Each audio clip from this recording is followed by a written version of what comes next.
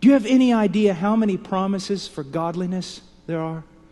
Do you have any idea how many promises where God says, I will let you see me? I will let you know me if you seek me? I would, not a wagering man, but I'd bet everything I have that there are more promises.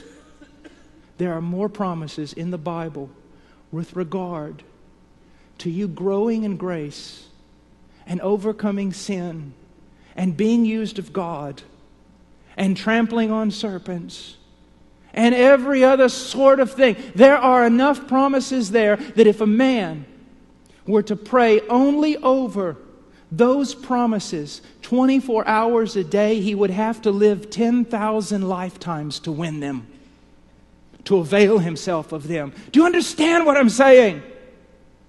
Take all the promises of God, all of them that you find, Old Testament, New Testament, write them down. The ones that talk about godliness and God being with you and God helping you and God strengthening the weak and God showing Himself to men and God doing mighty things. And you get down and you wrestle with them all the days of your life. And if you ask about those promises, you will receive. If you seek those promises, you will find. And if you knock on the door of those promises, it'll be open to you. But the problem is, we want other things than the promises. We want a comfortable life. We want to be able to minister. We want all sorts of things. And God has other plans, higher plans, greater plans, to make you conform to the image of His Son.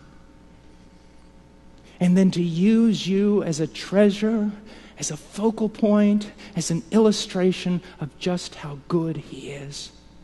To take you throughout all of eternity and lavish upon you greater and greater demonstrations of His goodness. He has such plans for you. You have such meager, pitiful plans for yourself.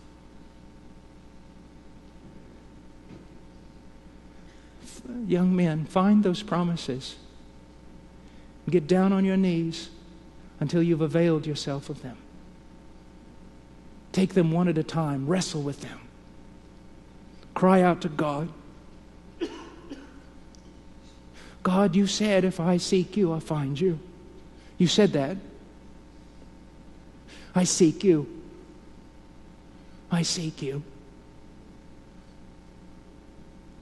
And persevere. Wrestle with a holy boldness. Such timid men. Such timid men.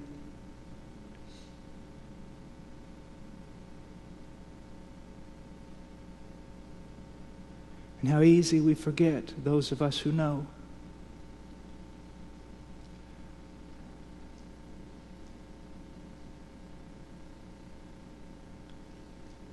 About 3 weeks ago, I'd been wrestling with something for many, many years. Just not seeming to make much progress in that area of my life. Then one night, about 1 a.m, woke up. And you know what, older men, listen to me. You really don't need to learn anything else. What you need to do is remember what you've forgotten. And it was like, get up and go out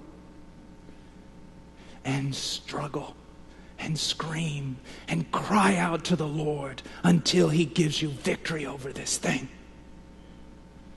Next morning, a young man that I wanted to help, he said, Brother Paul, you're looking kind of bad this morning. You didn't get much sleep last night. And I said, in the words of Keith Green, one sleepless night of anguished prayer, I triumphed over sin. One battle in God's holy war He promised me to win.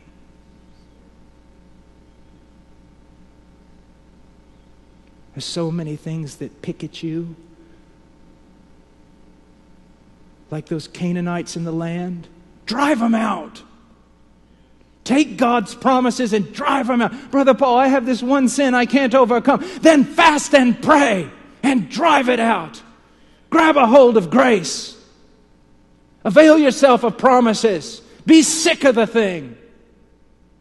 The problem is, at first you're sick of the thing, and then you begin to be able to live with the thing, and then the thing becomes a part of your life.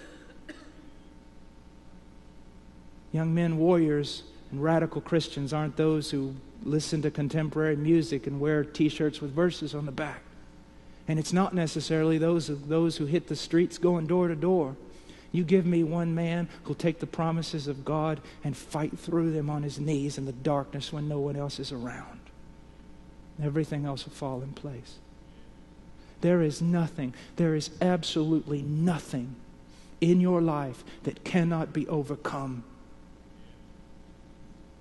through wrestling and prayer and believing and availing yourself of the promises of God.